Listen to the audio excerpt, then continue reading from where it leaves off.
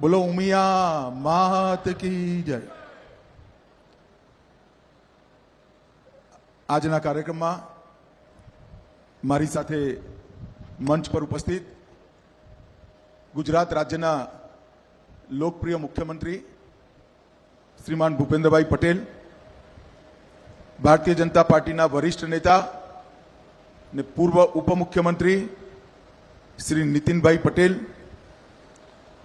મારા પરમ મિત્ર પૂર્વ કેબિનેટ મંત્રી રાજકોટના સાંસદ શ્રીમાન રૂપાળા સાહેબ, શ્રી ઉમિયા માતાજી સંસ્થાનના અધ્યક્ષ શ્રી બાબુભાઈ પટેલ, ઋષિકેશભાઈ પટેલ મંત્રી ગુજરાત સરકાર, શ્રી રમેશભાઈ પી પટેલ ઉપાધ્યક્ષ ઉમિયા માતાજી સંસ્થાન, શ્રી જે.એસ. પટેલ વિધાયક Mansa, Mauleshbhai D Ukani, Arvindbhai Tribhuvanbhai Patel, Shri C K. Patel, Shri Jayantibhai H. Patel, Shri Ajaybhai H. Patel, Shri D D. Patel, Pratapbhai Patel, Khodaldham ભાગવડના અધ્યક્ષજી શ્રી એન.કે. પટેલ, ઉપસ્થિત સૌ, મંચ પર ઉપસ્થિત સૌ આ પવિત્ર કામના દાતાઓ અને વિશાળ સભાગૃહમાં આવેલા સૌ માં ઉમિયાના ભક્તોને મારા પ્રણામ, નમસ્કાર। મિત્રો, આજે હું બીજી વાર આ કેમ્પસમાં આવ્યો છું। 2021 ડિસેમ્બરમાં ઉમિયા માતાના ભવ્ય મંદિરના શિલાન્યાસના કાર્યક્રમમાં હું આવ્યો હતો। એ આપણા સૌની શ્રદ્ધાનું કેન્દ્ર માં ઉમિયાના મંદિરના નિર્માણનો કાર્યક્રમ હતો અને આજે શ્રી જે.એસ. પટેલ છાત્રાવાસ, તપસ્વી કુમાર અરવિંદભાઈ પટેલ બહેનોનું છાત્રાવાસનું લોકાર્પણ, આ બે કાર્યક્રમ માટે હું અહીંયા આવ્યો છું। લગભગ 104 કરોડ અને 70 કરોડની લાગતથી 13 માળના ભવ્ય અને આધુનિક બિલ્ડિંગમાં 1600 વિદ્યાર્થીઓને અમદાવાદના હૃદય જેવા સ્થાનમાં માં ઉમિયાના સાનિધ્યમાં અહીંયા પર ભણવાની આધુનિક વ્યવસ્થા અહીંયા થવાની છે। આ આધુનિક વ્યવસ્થાથી ગુજરાતભરથી અમદાવાદ અને ગાંધીનગરના શિક્ષા સંસ્થાનોમાં પોતાની કારકિર્દી બનાવવાના સૌ બાળકો માટે, યુવાનો માટે એક વિશ્વસનીય અને આધારભૂત સંરચનાવાળું આધુનિક છાત્રાલય ઉપલબ્ધ થયું અને મંદિરના પ્રાંગણમાં જ ઉપલબ્ધ થયું। મિત્રો, આજ હું અહીંયા આવ્યો છું ત્યારે નિશ્ચિત રૂપથી કહેવા માંગુ છું કે મારા કામથી હું દેશભરનો પ્રવાસ કરતો હોઉં છું અને નાનપણથી સમાજોની સંરચના, સમાજોનો વિકાસ, સમાજોનો ઇતિહાસ એ મારા અભ્યાસનો વિષય હોવાના કારણે દેશભરની જુદી જુદી જાતિઓ, સમાજો, પરંપરાઓ એના ઉત્થાનનો સ્વાભાવિક રૂપે નજર પડે, અભ્યાસ થાય, થોડી નોંધ પણ હું બનાવું છું।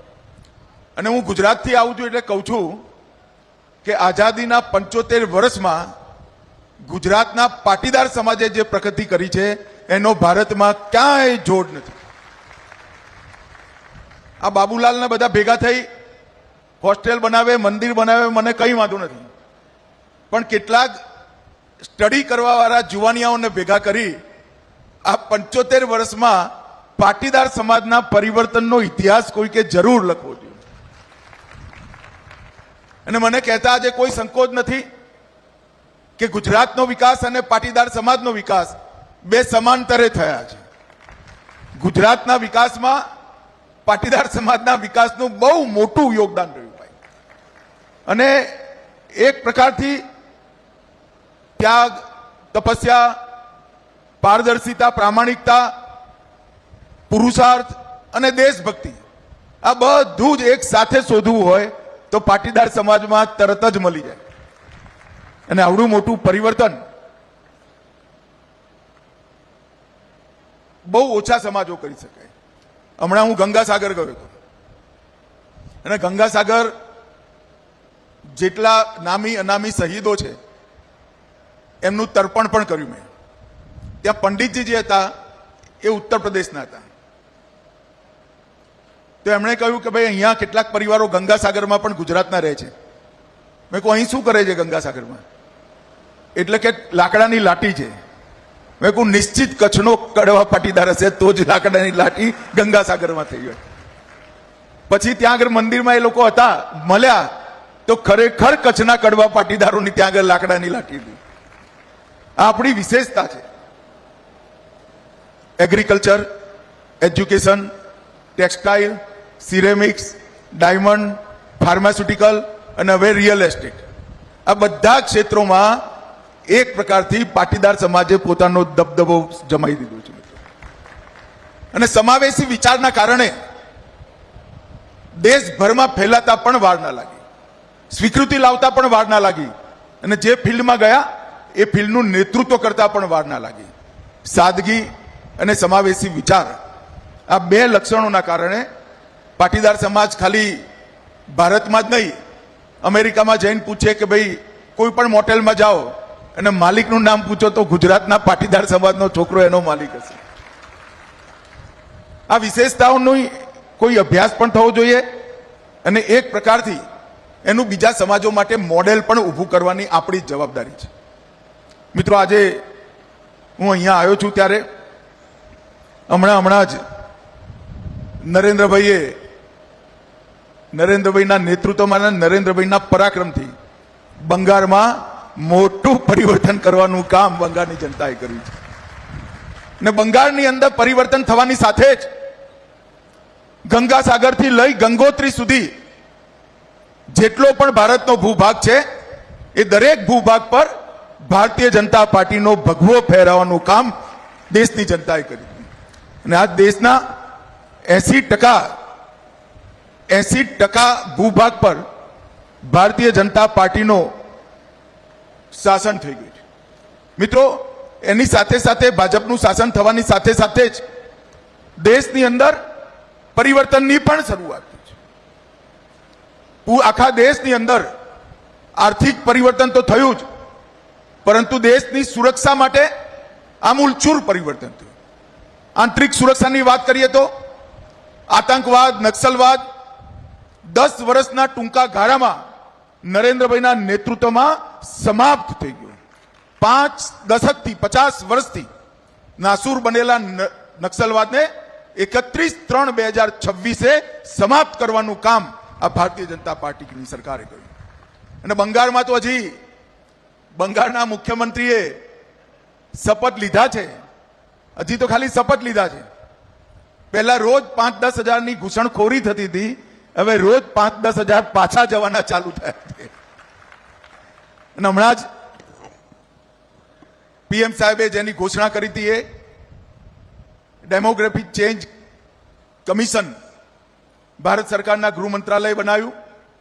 મિત્રો, ડેમોગ્રાફિક ચેન્જ કમિશન જે છે, જે અકુદરતી જનસંખ્યામાં બદલાવ થયો છે એનો અભ્યાસ કરશે, એના કારણોની તપાસ કરશે, એના કાયદાકીય રસ્તાઓ શોધી આવનારા દિવસોમાં જે આ ઘૂસપેઠના કારણે કૃત્રિમ જનસાંખ્યિકી બદલાવ થયો છે, આપણા જનસંખ્યાનું પ્રમાણ માપ બદલાયું છે, એ પ્રમાણ માપ સરખું કરવાનો કાર્યક્રમ પણ થોડાક જ સમયમાં ચાલુ થવાનો છે.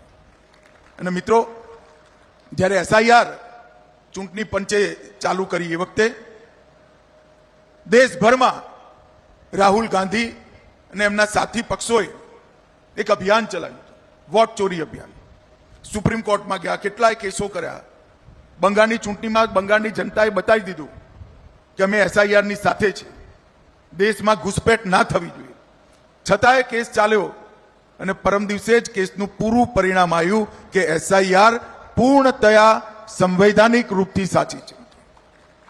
અને ભારતીય જનતા પાર્ટીની નરેન્દ્ર મોદી સરકારે પ્રસ્થાપિત કરી દીધું કે આ દેશની અંદર દેશનું ભવિષ્ય નક્કી કરવાનો અધિકાર કેવળ ને કેવળ દેશના નાગરિકોનો હોવો જોઈએ, દેશના અંદર આવેલા ઘૂસપેઠિયાનો ના હોવો જોઈએ. અને કામ ખૂબ સુંદર રીતે થયું છે. મિત્રો, આજે 2 દાતા પરિવારોના મુખ્ય દાન અને અનેક લોકોના દાનના પ્રવાહથી અમદાવાદના હૃદયસમા સ્થાનની અંદર 1600 યુવાનોને સુચારુ રૂપે ભણવાની આધુનિકમાં આધુનિક વ્યવસ્થા થઈ છે. અહીંયા માં ઉમિયાનું મંદિર તો બને જ છે, પણ એની સાથે સાથે સમાજને ઉપર ઉઠાવવા માટે અને સમાજની અંદર એક પ્રકારથી દરેક વ્યક્તિને સમાન અધિકાર મળે એના માટે પણ અનેક સામાજિક સંરચનાઓ થવા જઈ રહી છે.